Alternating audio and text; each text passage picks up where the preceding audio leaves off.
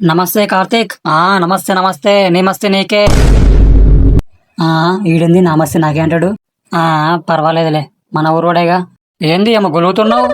ఏం లేదు కార్తీక్, ఈసారి మళ్ళీ సర్పంచ్గా పోటీ చేస్తున్నా. నీకు కొంచెం కూడా సిగ్గులేదా? పోయినసారి ఘోరంగా ఓడిపోయినావు, మళ్ళీ ఎందుకు పోటీ చేస్తున్నావు? అదే కార్తీక్, పోయినసారి ఓడిపోయినా కదా, ఈసారైనా సర్పంచ్గా గెలుద్దామని. ఇప్పుడు అంత అర్జెంటుగా సర్పంచ్గా గెలిచి ఏం చేద్దామని? అట్లా అంటావేంది కార్తీక్? ఊరిని బాగు చేద్దామని. అబ్బా, నువ్వు ఊరిని బాగు చేస్తా అంటే నేను నమ్మాలా? నమ్మాలి కార్తీక్, తప్పదు. సరే అయితే నన్ను ఏం చేయమంటావు?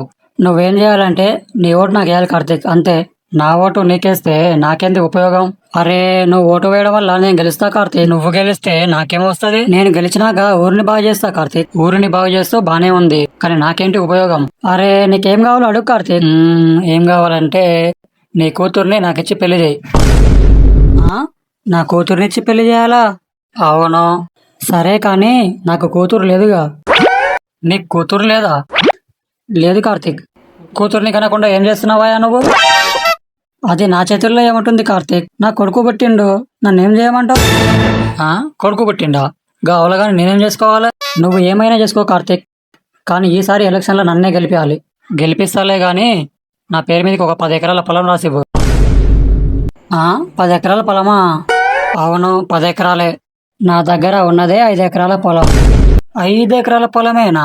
అవును కార్తీక్.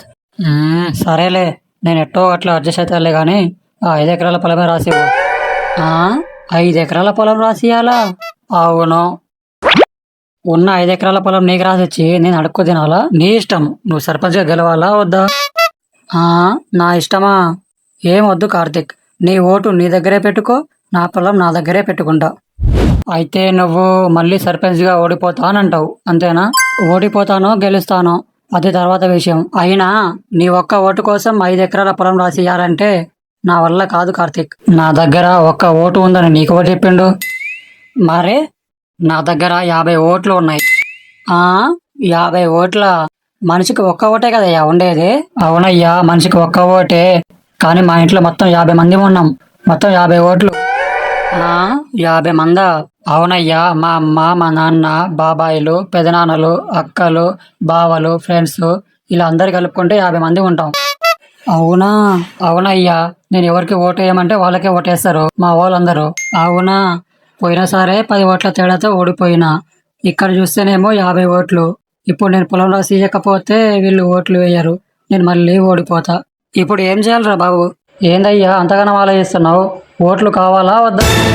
కావాలి కావాలి, నాకే కావాలి. ఓట్లు కావాలంటే పొలం రాసివ్వు మరి. సరే, సాయంత్రం ఇంటికాడికి రా, పొలం రాసిస్తా. అట్లా అన్నావు, బాగుంది. కానీ పొలం రాసిచ్చినాక ఓట్లు నాకే వేస్తారుగా. అరే, నువ్వు బేఫికర్ గా ఉండు, ఈసారి ఎలక్షన్ లో నువ్వే గెలుస్తావు. అంతేనంటావా? అంతే అంతేలే, నువ్వు వెళ్ళు. సరే కార్తీక్, సాయంత్రం ఇంటి దగ్గర కలుద్దాం. అట్లాగే.